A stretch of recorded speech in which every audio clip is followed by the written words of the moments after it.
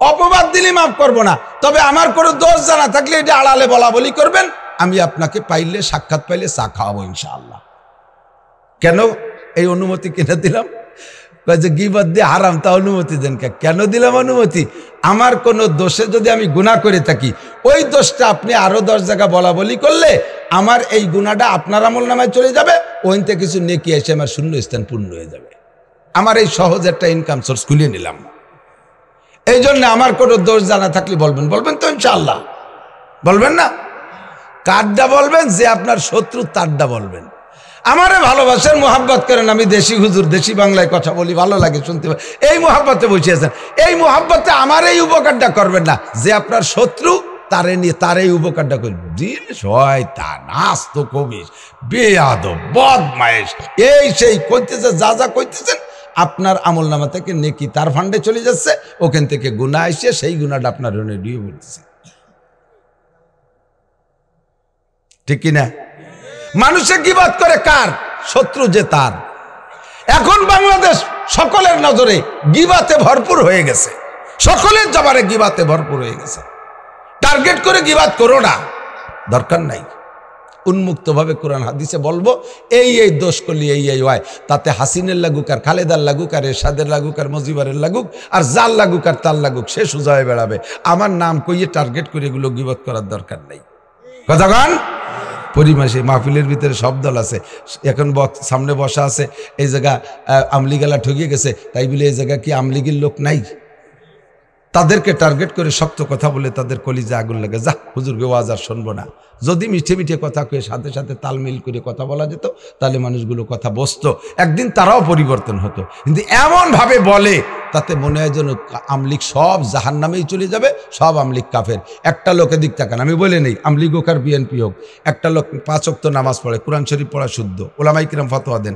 একটা লোক 5 ওয়াক্ত নামাজ পড়ে, কোরআন শরীফ পড়া শুদ্ধ, সুরকিরাত মাসলা কিচ্ছু কম জানে না, শব্দে সুন্দর করে নামাজটা পড়ে। লোকটা একবার হজ করছে, 3 বার উমরা করছে। লোকটা তবলিগে 3 চিল্লা দিয়া সাথী, মাসে বাৎসরিক নিসাবি চিল্লা দেয়, মাসে 3 দিন লাগায়, সপ্তাহে সব গুজারি, কোনো মিস নেই। বছরে 2 বার চরমনের হুজুরির কাছে যায়, নিয়মিত সকালবেলা তিলাওয়াত করে। লোকটার একটা রায়তো তাহাজ্জুদ কাজা নাই, টাকা পাই টু পাই হিসেব করে জাকাত দিয়ে দেয়। পরিবারের সকলে পর্দা করে, শতভাগ পর্দা করে। জিন্দেগিতে কের একটা পয়সা মারি খাই নাই। লোকটা সকাল বিকেল 2 টাইম জিকির করে। এই লোকটা ভালো না মন্দ? এই লোকটা ইমানদার না বেঈমান? লোকটা রাজনৈতিকভাবে আমলিগ অথবা বিএনপিকে সমর্থন করে, আমলিগ অথবা বিএনপিকে সমর্থন করে। এখন বলে দেন লোকটা কাফের ও জাহান্নামে যাবে। আপনি এত বড় দরবেশ, আপনি এত বড় আলেম, আপনি তাহাজ্জুদ পড়েন না, আপনি রেগুলার সূরা ইয়াসিনটা তাই তিলাওয়াত করেন না, আর একজনকে এভাবে ঠেঁচে দিয়ে কাফের কেন বলে দেবেন? কাফেরকে আল্লাহই ভালো জানে, বেঈমানকে আল্লাহই ভালো জানে। মাঝে মাঝে শুনি তো, আমি জানি এক এসপি সাহেব বলতেছেন, হুজুর পারিপার্শ্বিক কারণে প্রকাশ করতে পারি না, তবে আপনার কাছে গোপনে বলি আমি অনেক আগে কলেমা পড়ে ফেলাইছি, কিন্তু এখন আমার নামও পাল্টাই নেই, আমার বাড়ির সমস্ত পূজা পাঠে আমার শরীক হওয়া লাগে, অথচ বাহ্যিকভাবে হিন্দু, ভিতরে কাম হয়ে গেছে। এরকম মানুষ থাকতে পারে। বাংলাদেশের আওয়ামী লীগের সব লোক যদি কলেমা পড়ে ভেস্তে যায়, মরার সময় যদি কলেমা নসিব হয়, তাহলে ওই লোকটা ভেস্তি। ক্বালা রাসূলুল্লাহ সাল্লাল্লাহু আলাইহি সাল্লাম, মান কানা আখিরু কালামিহি লা ইলাহা ইল্লাল্লাহ ফাদাখালাল জান্নাহ। যেই লোকটা জীবনের শেষ কলেমা হবে লা ইলাহা ইল্লাল্লাহ, ওই লোকটা জান্নাতে যাবে। ওই লোকটা আওয়ামী লীগ হলেও যাবে, বিএনপি হলেও জান্নাতে যাবে, জাতীয় পার্টি হলেও জান্নাতে যাবে, জামাত ইসলাম হলেও জান্নাতে যাবে, সরমুনায়ের হলেও জান্নাতে যাইবে। মরার আগে যদি কলেমা নসিব না হয়, যত বড় পীর হোক, ওই লোকটা জান্নাতে যাইতে পারবে কিনা সন্দেহ আছে। আমার অত তাড়াতাড়ি নগদ ফতোয়া দিয়ে তু বারায়ে ফসলে করদান আমাদি, নাই বারায়ে ফসলে করদান আমাদি। কয়দিন গেছি আমরা হুজুররা হাসিনা খালেদা আর এরশাদের কলেমার দাওয়াত দিতে, তাদের বাড়ি কয়দিন গেছি ওয়াজ করতে, যাইয়ে মাঠের ভিতরে তাদেরকে জাহান্নামে পাঠাই দেই। আমার দায়িত্বকে আমি সঠিকভাবে পালন করছি কোনোদিন? আমার দায়িত্ব আমি পালন করি নাই, আমি মাইক পেয়ে সালি ফেলাই দিই, এতটা তাড়াতাড়ি ঠিক না। তু বারায়ে ফসলে করদান আমাদি, নাই বারায়ে ফসলে করদান আমাদি। মুসা আলাইহিস সালামের সময় উনি তুর পাহাড়ে যাচ্ছে আল্লাহর সাথে কথা বলতে, মাঝপথে যে দেখে এক পাগল বসে বসে এই মাটিতে নাক আসছে, দাগাদাগি হতেছে। উনি কাছে গেছে, যাইয়া দেখে ওই পাগল ওর ভাষায় বলতেছে, আল্লাহ তোমারে যদি আমি পাইতাম, এই খেয়াল করেন, আল্লাহ তোমারে যদি আমি পাইতাম তাহলে আমি সাবান দিয়ে গোসল করাই দিতাম। সাবান তো ছিল না, ইস্কির ঘাস। তোমারে যদি পাইতাম আমি ইস্কির ঘাস দিয়ে গোসল করাই দিতাম। আল্লাহ তোমারে যদি পাইতাম আমি তোমার মাথাটা আশ্রয় চিরুনি করে দিতাম। আল্লাহ তোমারে যদি পাইতাম আমার ছাগল দোয়ায় তোমার এক গিলাস দুধ খাওয়াতাম। পাগলে মুসা আলাইহিস সালাম যে কায় আরে আল্লাহ গোসল করে, তুই আল্লাহরে না দিবি? এই আল্লাহর মাথা কিরম তুই জানিস? আল্লাহর মাথায় চুল আছে না, তুই আশ্রয় দিবি? এই তুই আল্লাহ তো খায় না, তুই আল্লাহরে দুধ খাবি কয়েকদিন?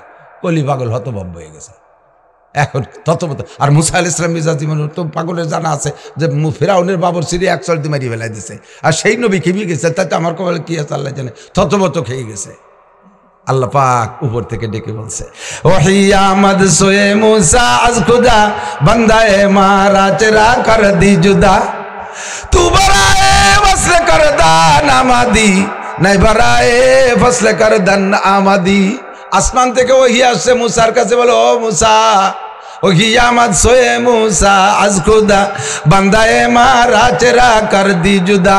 ও মুসা, আমার বান্দা আমার সাথে প্রেম গল্প করতেছিল, প্রেমের আধিক্যে জজবায় গলবায় সে যে কি বলতেছে তার হুঁশ নাই। ও আমারে গোসল করায় দেয়, ও আমার মাথা আশ্রয় দেয়, ও আমারে দুধ খাওয়ায়, ও জানে না যে আমি এগুলো করি কি করি না।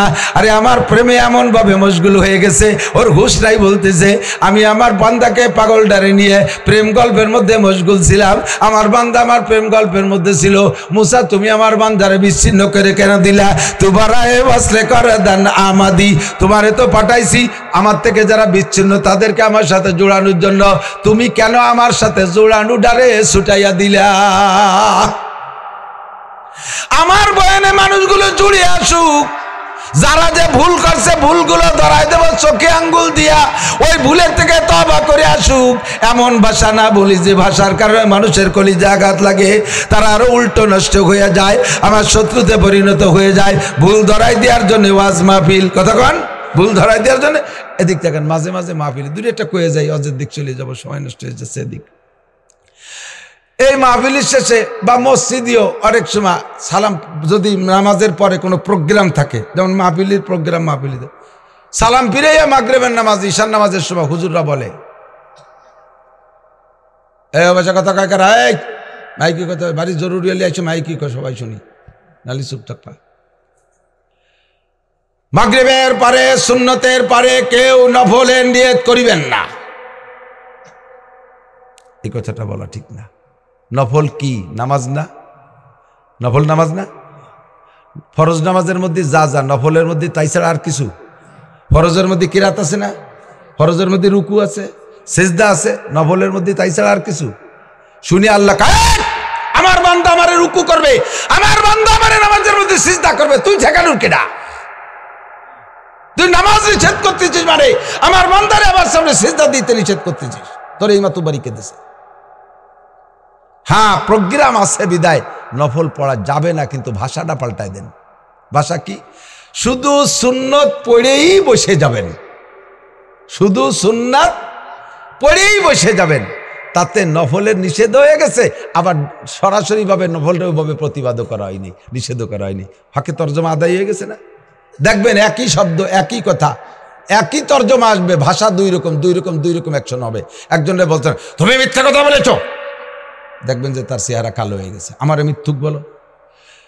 তারে যদি এভাবে বলেন তুমি অসত্য বলেছ, তুমি অসত্য বলেছ, মিথ্যা বলেছ যে মানে অসত্যেরও একই মানে, যে মিথ্যা কথা বলছে এই বললে কিন্তু রেগে যাবে, আর অসত্য বলছে ও বললে অত রাখবে না, ঠিক কিনা? ভাষার পার্থক্যের কারণে অ্যাকশন রিঅ্যাকশনের পার্থক্য। এজন্য বলতেছে, এদিক তাকান, বক্তারা স্টেজে আসার পরে আমার মৌলানা বলছেন, চলে গেছে, হুজুরকে কোরআন হাদিস থেকে আলোচনা করার অনুরোধ করছি। তাহলে আমার আর কোরআন হাদিসের বাইরে যার কায়দা নেই। হাফেজ হুজুর রহমাতুল্লাহ আলাই, হাফেজের নাম শুনছেন না? হাফেজ হুজুর রহমাতুল্লাহ লালবাগ থাকতেন। হুজুরকে এক বড় লোক দাওয়াত করে নেছে, সেই আমলে, আজ থেকে 40 বছর আগে। 40-এরও বেশি, 40-45 বছর আগে। তো নিয়ে বড় লোক কোটিপতি মানুষ হুজুরে বাড়ি দোয়ার পরে হুজুরে রিক্সায় উঠোই দিয়ে হুজুরে 500 টাকা দিছে। আর খেয়াল করেন কথা শিখতে হবে, সবই জানা দরকার আছে, এ সবইও আছে। 500 টাকা দিছে। হুজুর কয় না না না না আমি নেব না। পরে জোর করে দেখো যে হুজুর রিক্সা ভাড়া দিলাম। কি ভাড়া? রিক্সা ভাড়া দিলাম।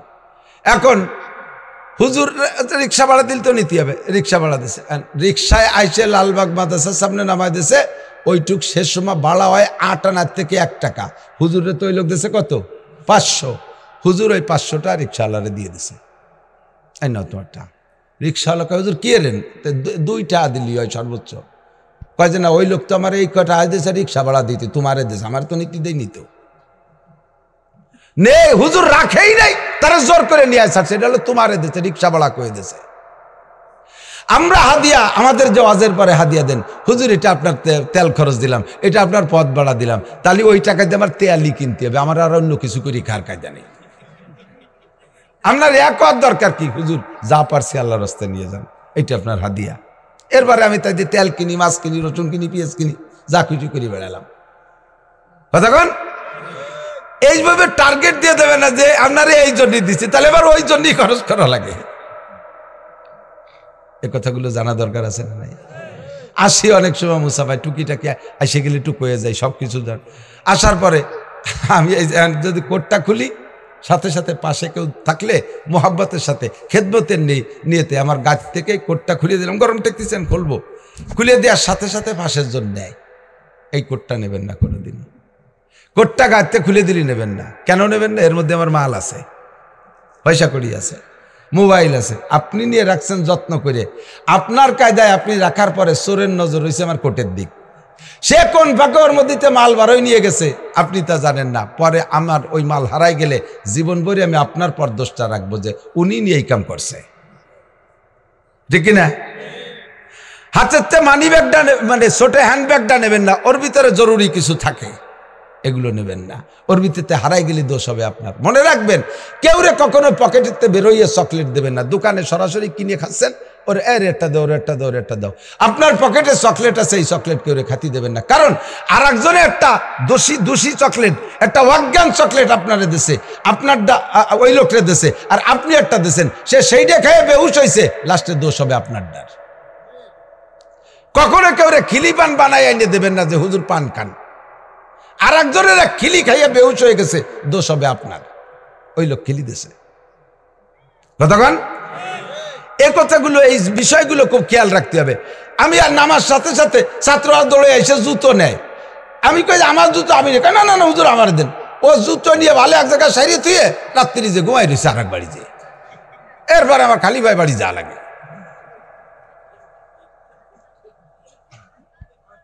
খেয়াল করেন, কিছু আদব শিখে দেয়, একেবারে আদাবুল মুআশারাত।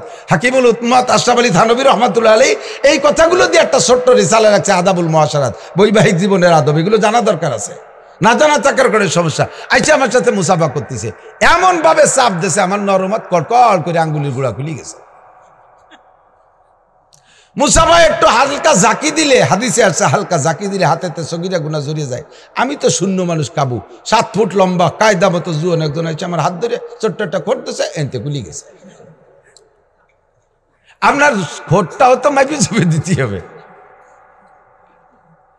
আমি আসার পরে বা যে কেউ আসার পরে এদিক তাকান, আমার মুখে গন্ধ আছে, এটা আমি টের পাই না, ঠিক না? যার যার মুখের গন্ধ সে টের পায় না, কিন্তু আর একজনের যতগুলো দুর্গন্ধ আছে তার মধ্যে অন্যতম দুর্গন্ধ হলো গালে গন্ধ, ঠিক কিনা? এই আচোকা, এই গালে গন্ধ। আমার সাথে কথা কইতেছে, মুহির সাথে মুখ মিশিয়ে দিয়ে কথা, আমি সরিয়ে এইভাবে নাক হাত দিয়ে সে আসতেই চালে রয়েছেন। কি কব কন? আমি ইদানিং সেটা ভাষা বানাইছিলাম, ভাই একটু সরিয়ে কথা বলেন, আমার মুখের গন্ধে আপনার কষ্ট হতে পারে। আমি এই কায়দায় সরাই, কিন্তু তার জ্বালায় তো আমার পেট ভুলি যাচ্ছে। মুখের কাছে মুখ নিয়ে ভাবে কথা বলবেন না। মুখ কথায় মুখ কথার ফাঁকে অনেকের থুক সেটে। আমি অনেক কথা বলতে গেলে অনেক কথা অনেক সময় মুখের থেকে থুক সেটে। তা আপনি আমার মুখের পরে সে কথা, আমি কথা বলতে আপনার মুহির পর যাইয়া ফস ফস করে মারতে তালে রয়েছে। এই যে ফেরিতে উঠছি আমি আর লেখচ্ছাপ নগর, সে সময় পদ্মা সেতু ওই নেই, যাইতেছি ঢাকা। এই নকশেদপুর না সালতা নগরকান্দার এক যুবক, ও ফেরির ওই মাথাতে দেখিয়ে বার করে দৌড়ে এসে আমারে জড়াই দেখো, হুজুর সে যে কি হয়ে উঠছে, সারা জীবনে আপনারা 2 বার দেখছি, তার আজকেই প্রথম। সারা জীবনে 2 বার দেখছে, তার আজকে প্রথম। আর তার 2 বারের আর একবার কবে, কয় আগে একদিন, তার সেইবার আগে না, প্রথম না আজকে প্রথম। কয় যে হুজুর খুশিতে ভুলে গেছি কি করতে কি করতের বাইরে। সে আমার বড় জোর ওই ধারে মুখ নিয়ে হাইসে দিয়েছে না কান্দিয়ে দিয়েছে না কি আছে আল্লাহ জানে, গালে ছিল পান, ফসফস করে স্প্রে হয়ে আমার সাদা জামা পিছনে লাল হয়ে গেছে। হাসবে না, এদিক তাকান, কথা বুঝানোর জন্য বলছি। এগুলো হিসাব করতে হবে, এগুলো হিসাব করতে হবে। আমি এসে বসছি, আমার গাছ সাথে মিশে বসিয়া, মানে ওটা ওয়েট দেখাচ্ছে, দেখ আমি হুজুরের কাছে বসছি। আর মাঝে মাঝে ঘুরে ঘুরে সেলফি নেয়, ছবি নেয়। আমার তো কলজা জ্বলি যাচ্ছে। এগুলো করবা না। বসতে বসতে গাছ সাথে মিশতে কেমন যেন আমার কুটিকালি বন্ধু এভাবে ঠেলতে ঠেলতে আমার জায়গাতে সরাই দিয়ে আমার জায়গায় বসে রয়েছে। এগুলো আদবের খেলাফ। এই আদবগুলো শিখতে হবে। আমরা আসছি, আমরা আপনাদের আজকের মেহমান। এই কথাগুলো বলে আমি এই কথাটা বলে শেষ করে চলে যাচ্ছি। আমরা আজকে মেহমান, কর্তৃপক্ষ আমাদের জন্য কিছু খাস আপ্যায়ন ব্যবস্থা রাখে। আর আমি তো বলে থাকি, আবারও বলে দেয়, এদিক দেখান।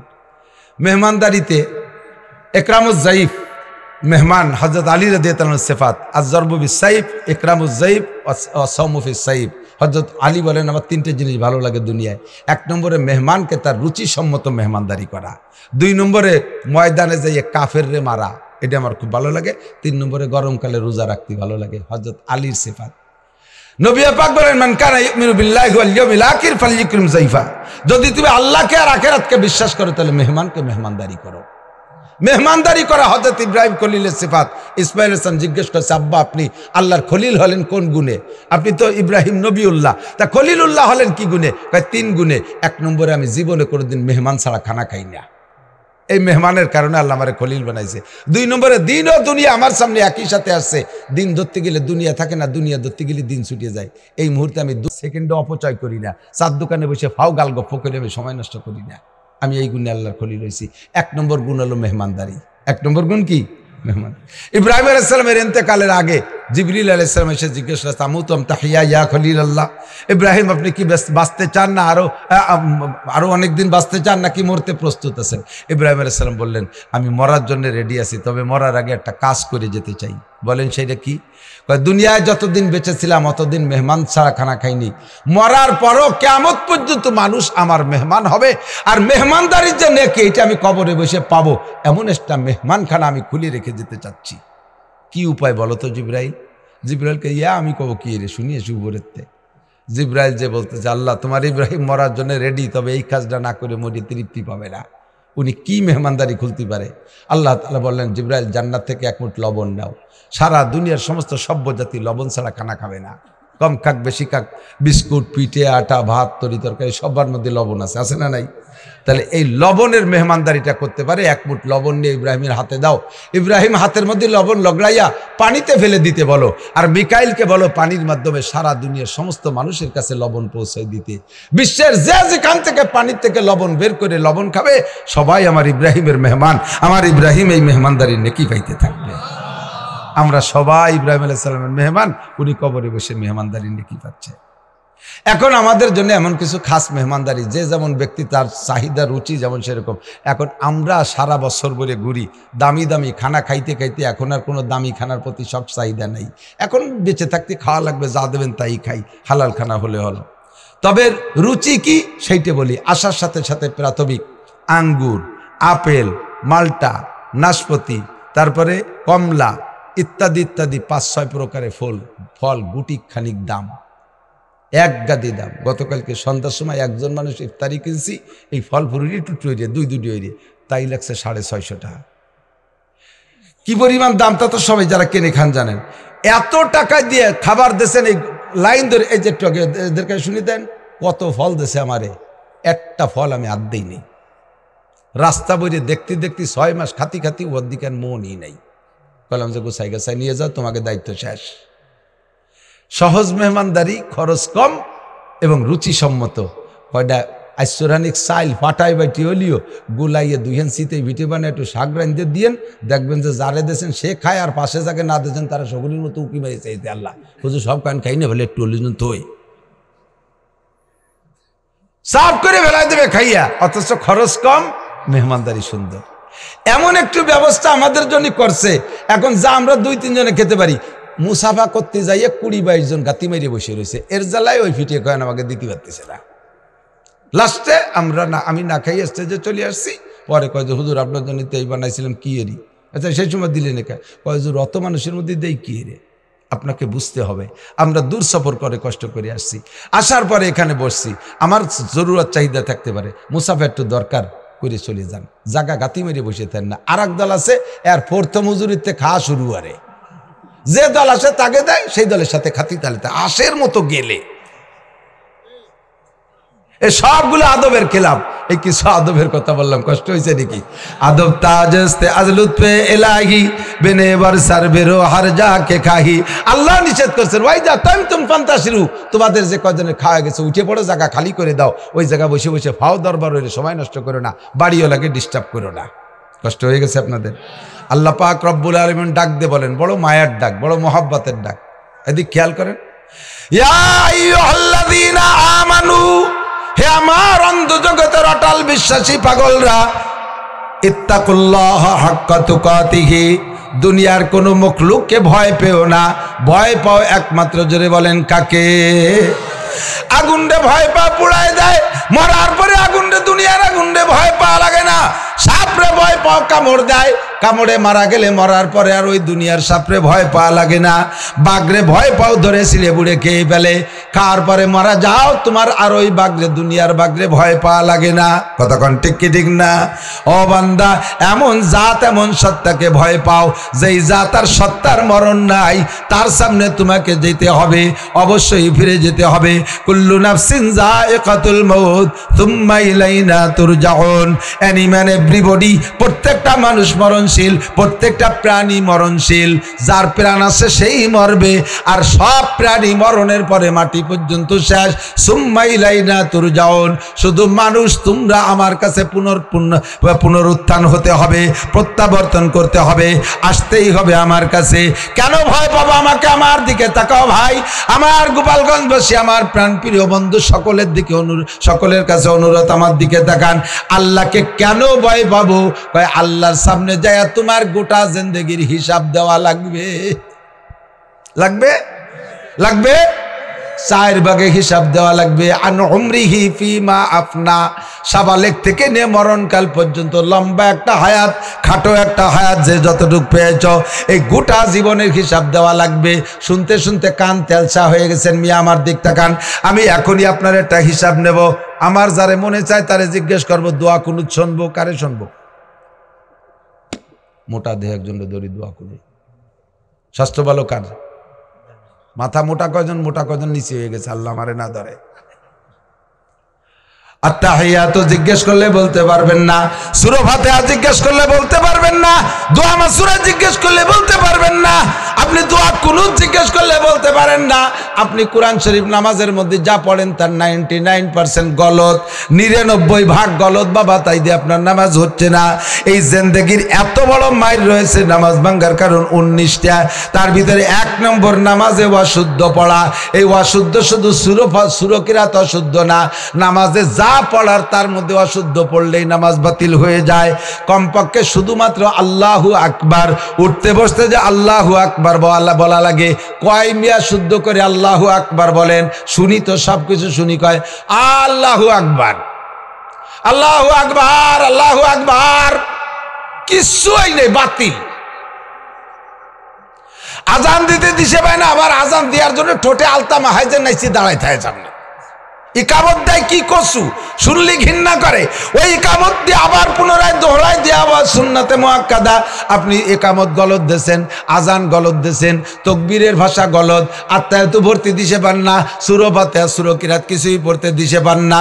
কারাহা বা খলকে আরি জুমলা রাজ বা খোদা তসবির হিলা কায়ের আওয়াজ, দুনিয়ার সব কিছু আপনার পরিপাটি। পেঁয়াজ লাগাইছেন কি সুন্দর, ইরির ক্ষেত আপনার কত সুন্দর, আপনার টমেটোর ক্ষেত কত সুন্দর, সব ফসলের ক্ষেত সুন্দর, পাট বুনুন কত সুন্দর, ডিস্ট্রিক্ট পাট মকসেদপুরেরা বানান, আপনাদের সব কিছু সুন্দর, আলহামদুলিল্লাহ কেন অশুদ্ধ, আপনার নামাজের শরীয়তের বিধিবিধানগুলো কেন অসুন্দর? এই ব্যাপারে আপনি কি জবাব দিতে পারবেন? আল্লাহর সামনে যে জিজ্ঞাসা করলে জবাব দিতে পারবেন না। এ ব্যাপারে আল্লাহকে ভয় পাও। 2 নম্বরে আমার যুবক, 14 ফেব্রুয়ারি দিবাগত রাত লাইলাতুল বারাত গেছে, শবে বরাত গেছে। শবে বরাতে কতটুকু ইবাদত করেছো? এক শ্রেণীর লুচ্চ বদমায়েশরা ওরা 14 ফেব্রুয়ারিকে কি বলা হয় ভ্যালেন্টাইন ডে হিসেবে, ভালোবাসা দিবস হিসেবে পালন কইরা সারাটা দুনিয়ায় আগুন জ্বালাই দিয়েছে। কতক্ষণ ঠিক না? তোমরা যদি এবার এই শবে বরাতের সাথে না ব্যস্ত, এলাকার কত যুবক যে শয়তানি করতে যাইতে সারাটা রাত মোটরসাইকেল নিয়ে বিশ্বরোড ভাঙ্গা থেকে যাত্রাবাড়ি পর্যন্ত 4 লেন 8 লেনে তোমরা মার্চ করে বেড়াইতে পারো, রাতের মধ্যে এক পলক ঘুমাও না। এই যৌবনটারে ওইভাবে নষ্ট করতেছো। রাতের বেলা দাঁড়ায় তুমি ফজর পর্যন্ত তাহাজ্জুদ এবং ইবাদত বন্দেগী নামাজের মধ্যে কাটাইতে পারতে, এইটা তুমি কেন কাটাও নাই? লুচ্চমি বদমাশি মদ গাঁজা বা ফেন্সিডিল হিরোইন পানা কইরা সময়টা নষ্ট করেছো ফেসবুক আর গেম খেলে গেলে। লম্বা এই ভরপুর শক্তিশালী যৌবনটারে ধ্বংস করে দিয়েছো। এর জবাব আমারে দিয়ে যাও। যৌবন তোমার আব্বা দেয় নাই, যৌবন তোমার নেতা দেয় নাই, যৌবন তোমার সরকার দেয় নাই, যৌবন তোমার মা দেয় নাই, যৌবন দেনেওয়ালা কে? আল্লাহ কয় আমার দেয়া যৌবন রে কোন কাজে লাগাইছি বলে যা। দরজবানি তওবা করদান শিবায়ে পয়গম্বরিস অক্তবিরি গুরগে জালেম মি শবাদ পরহেজগার। যৌবন কালে ইবাদত করা নবীওয়ালা স্বভাব, বৃদ্ধ হয়ে গেলে রয়্যাল বেঙ্গল টাইগারও বুজুর্গ হইয়া যায়। সুন্দর বলে রয়্যাল বেঙ্গল টাইগার, বুড়ো হয়ে গেলে আগে লাভ দিলি যত 22 হাত, এখন লাভ দিলি পিছনের দিক 3 হাত 5 হয়ে যায়, সেটুকু উঠতে পারে না। জায়গায় বসে বসে সুবহানাল্লাহ আলহামদুলিল্লাহ বলতে গালে তাই। ও বাঘ সে সময় বুজুর্গ হইয়া যায়। বুড়োকালের বুজুর্গের যে দাম, যৌবনকালের বুজুর্গের দাম তার চাইতে বেশি। সমস্ত নবী রাসূলগণ যৌবনকাল থেকে গড়ে উঠছে। কতক্ষণ ঠিক না? কাজেই তোমার যৌবনকালের হিসাব দেওয়া লাগবে। ওয়ান মালিহি মিন আইন আনতাসাবা ফিমা আনফাকা, 3 নম্বর মালের হিসাব দেওয়া লাগবে আল্লাহর কাছে। এত টাকা এত জায়গা জমি কোত্থেকে পাইলা, এত সম্পদ কোত্থেকে আসলো? এইটা হালাল ভাবে কামাই করেছো, হারাম ভাবে খরচ করছে, এটাও অন্যায়। হারাম ভাবে কামাই করে হালাল ভাবে খরচ করছো, সেটাও অন্যায়। সুদে টাকা, ঘুষে টাকা, চোরা টাকা, ডাকাতি করার টাকা দিয়ে যদি কাবা ঘরের গিলাপও বানায় দেয়, একটা নেকিও হবে না, বরঞ্চ নেকির নিয়ত করলে ঈমান নষ্ট হয়ে যাবে।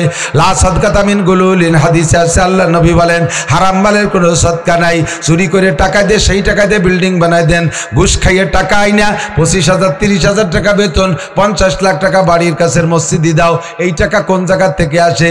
আসমানের থেকে কি তোমার অ্যাকাউন্টে আলাদা করে টাকা ঢোকে? কোত্থেকে টাকা আইনা মসজিদ বানায় দাও, মাদ্রাসা বানায় দাও। আল্লাহ কয় আমার দিন ধর্ম তোর ঘুষে টাকার কাছে মহতাজ না, ঘুষে টাকার কাছে টাকা না, তোর সুদে টাকার কাছে টাকা না। ইন্নাল্লাহা লা ইয়াকবালু ইল্লা বিত-তাইয়্যিব, পবিত্র টাকা থাকলে একটা টাকা দে, ওই 1 টাকায় কোটি টাকার চাইতে বরকত। 4 নম্বরে মাযা আমিলা বিমা আলিমা, উলামায়ে কেরামের কাছ থেকে শুনে শুনে জানো, অথবা বই পুস্তক কিতাবাদি পড়ে জানো। তোমার জানা অনুযায়ী কতটুকু আমল করেছো বান্দা বলে যাও। উলামায়ে কেরাম কম বলে নাই। শরীয়তের ফাংশন টুকিটাকি একেবারে সংসার থেকে নিয়ে জীবনের শুরুতে শেষ পর্যন্ত সবই আপনারা বক্তাদের কাছ থেকে কম বেশি শুনছেন। আমল করছেন কয়টুক, কটটুক, এইটুক জবাব দিয়ে যাও। আলেমকে জিজ্ঞেস করবে, আলেম সাহেব এত কিতাব পড়ে আমল করছো কতটুক বলে যাও। পর্দার ওয়াজ, পর্দা কোরআনে পড়েছো, তুমি নিজে পর্দা করো নাই। হাই স্কুল কলেজ আলিয়া মাদ্রাসায় পড়াইয়া যুবতী সুন্দরী মেয়েদেরকে বেপর্দা মুখ খুলে সামনে বসায় বসায় পড়াইয়া বেপর্দা করেছো। অথচ পর্দার বয়ান তাগেও তুমি পড়াও, পর্দার চ্যাপ্টার তাগেও তুমি পড়াও, পর্দার অধ্যায় তাদেরকে পড়াও। তুমি নিজেও তাদের কাছ থেকে পর্দা করো না, ঘুষের বিপক্ষে বয়ান করো, আবার নিজে ঘুষ দিয়ে প্রতিষ্ঠানে চাকরি নিয়েছো। ও উলামায়ে কেরাম, নিজে বয়ান যতটুকু করেছো আমল করছো কতটুকু বলে যাও। আমাকে জিজ্ঞেস করা হবে মৌলানা তুমি তো কম বয়ান করো নাই, এই বয়ানের পর নিজে আমল করছো কতটুক বলে যাও। এই 4 নম্বর প্রশ্নটা হবে সবচাইতে কঠিন, এর থেকে এড়ায় যা বড় কষ্ট হবে। এই জন্য ইত্তাকুল্লাহ, ভয় করতে হবে কাকে? আল্লাহ ছাড়া আর কেউকে ভয় লা নাখাফু আহাদান ইল্লাল্লাহ, আল্লাহ ছাড়া আর কেউ রে ভয় করি না, ভয় করবো আল্লাহকে। এরপরে আল্লাহ পাক বলেন হাক্কা তুকাতিহি, যেমন ভয় করা দরকার ওই রকম করো। ওয়ালা তামুতুন্না ইল্লা ওয়া আনতুম মুসলিমুন। আরেকটা অনুরোধ, তুমি মুসলমান না হয়ে মরো না। মুসলমান না হইয়া?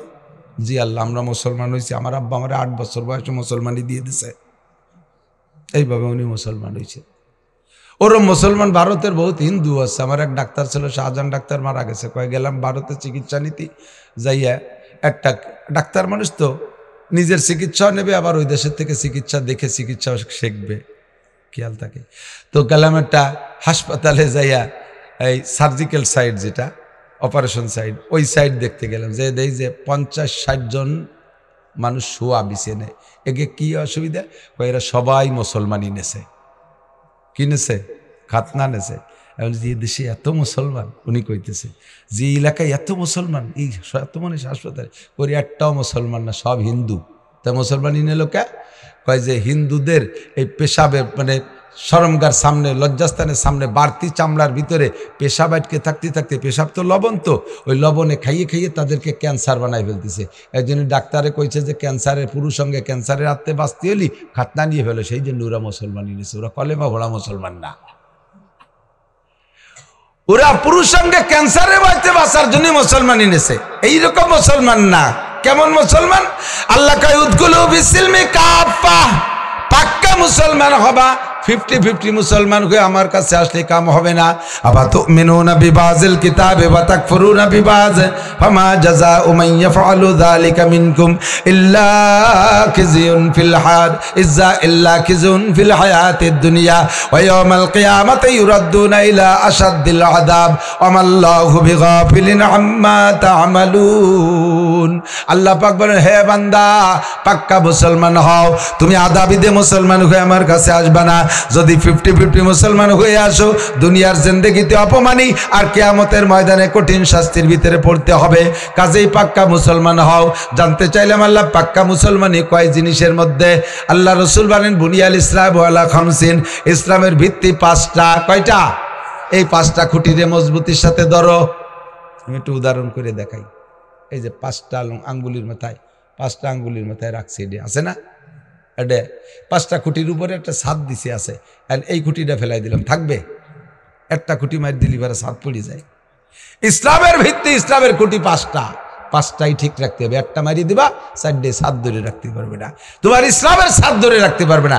1 নম্বরে সবাই মুখে পড়বা আশহাদু আল্লাহ ইলাহা ইল্লাল্লাহু ওয়া আশহাদু আন্না মুহাম্মাদান আবদুহু ওয়া রাসূলুহু। আমি সাক্ষ্য দেই আল্লাহ ছাড়া কোনো মাবুদ নাই, আরো সাক্ষ্য দেই মুহাম্মাদুর রাসূলুল্লাহ ছাড়া কোনো নবী, ঠিক কি না? বাস একটা হয়ে গেছে। 2 নম্বরটা কি? ওয়া ইকামিস সালাহ, নামাজ কায়েম করো। বলতে গেলে সারা রাত কেটে যাবে, পারবো না, শুধুমাত্র মাথায় মাথায় তর্জমা। নামাজ কায়েম করো, নামাজকে প্রতিষ্ঠিত করো, নামাজ পড়ো না। অন্য অন্য ইবাদতের সাথে যার যার আলাদা পরিভাষা আছে। কোরআন তিলাওয়াত, কোরআন তিলাওয়াত করে। জাকাত দেই, হজ করি, কুরবানি করি, পর্দা করি, ঠিক না? কোরআন পড়ি, এইসব আলাদা আলাদা ভাষা না। নামাজ পড়ি, পড়ার আরবি হলো ইকরা। পড়ার আরবি কি? আল কিরাতু, পড়না। কোন জায়গা 6666 আয়াতের ভিতরে 82 জায়গায় নামাজের কথা আসছে। একটা জায়গাও আল্লাহ বলে নাই যে ইকরাউস সালাত, নামাজ পড়ো, এ কথা নাই। আসছে আকিমুস সালাত, নামাজ কায়েম করো। তাতে বোঝা যায় পড়ার কায়েম করা আলাদা জিনিস। কায়েম কি? নামাজকে পড়লে নামাজের একটা ফলাফল প্রকাশ পায়। ওই ফলাফলটা যদি তোমার প্রকাশ পায় তাহলে বুঝলে যে প্রতিষ্ঠিত হয়েছে। নামাজের এর নাম হলো প্রতিষ্ঠিত হওয়া। যেমন নামাজের স্বভাব, নামাজের কাজ হলো ইন্নাস সালাতা তানহা আনিল ফাহশাই ওয়াল মুনকার। নামাজে নামাজিকে সকল প্রকার অন্যায় থেকে ফিরায়। নামাজে নামাজিকে সকল প্রকার অন্যায় থেকে ফিরায়। তোমার অন্যায় করো 6 অঙ্গ দিয়ে। আমার দিকে যুবক, আমার দিক মাঝে মাঝে ভড়ো, আবার বাপ মুরব্বীরা বেশি খেয়াল করেন। নামাজও ভড়ে, আবার যায় আই লোক হচ্ছে এরকম কিছু ভালো ভালো আল্লাহ আল্লাহ মুরব্বী আছে না, ওনার জমিতে কম পড়ে না, 2 কাঠা বাড়ে ছাড়া। জমি বেচতে গেছে, কাকা জমি কি মাফে জপে ঠিক আছে? বাবা মাফি কিনতে গেলে ঠকি যাবা না, ওই কাগজে যা লেহে দিয়েছি 10 কাঠা, ওই কেন? খালেক মোল্লার জমি জীবনে কম পড়ে না, 2 কাঠা বাড়ে ছাড়া। 30টে বছর আইল খুশি জিকির বিকিরির সাথে। আসরে পরে যাইয়ে কোফে কোফে জিকির, সুবহানাল্লাহ, আলহামদুলিল্লাহ, আল্লাহু আকবার, কোফে কোফে জিকির। আমার জমি বাড়ে ছাড়া কমে না, যা কইছি ওই কিনে নাও, মাপতে গেলে 2 কাঠাটা বেশি দেওয়া লাগবে। এই যে স্বভাব, এই স্বভাব থেকে ফেরে না কেন? কয় কি নামাজ তোমার ভিতরে প্রতিষ্ঠিত হয় নাই। 6টা অঙ্গ দিয়ে গুনাহ করে। কয়টা? 1 নম্বরে চোখ, 2 নম্বরে জবান, 3 নম্বরে কান, 4 নম্বরে 2টো হাত, 5 নম্বরে শরমগা, 6 নম্বরে পাও। এই 6টাই দিয়ে অন্যায় করে। পাও দিয়ে হাঁটে যায়, হাত দিয়ে কাজ করে, চোখ দিয়ে দেখে, মুখ দিয়ে মুখের সাথে আরো যা আছে, কান দিয়ে শোনে, শরমগার কাজ শরমগায় করে। এই 6টা অঙ্গ দিয়ে কাজ করে, অন্যায় করে। এই 6টা অঙ্গ যেদিন তোমার কন্ট্রোল হবে নামাজ পড়তে পড়তে, বুঝবা যে সেই দিন তোমার ভিতরে নামাজ প্রতিষ্ঠিত হয়েছে। একদিক দিয়ে নামাজ পড়ে যাও, আর ওই দিক দিয়ে 6 দিক দিয়ে 6 কাম করে যাও, বুঝবা যে নামাজ প্রতিষ্ঠিত হয়নি, নামাজ কায়েম হয় নেই। কতক্ষণ? ঠিক না?